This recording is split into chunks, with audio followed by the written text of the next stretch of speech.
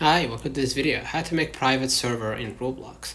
To create a private server in Roblox for an existing game, go ahead to Roblox, scroll down to the games or on the game's main page. So let's say this game.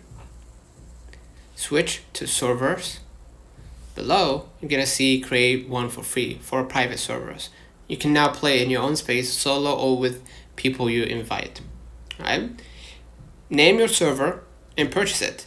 It may be free, like in my case, or cost a small amount of Robux. Now customize the settings to, of course, invite friends or play solo. Consider liking this video, subscribe, it really helps with the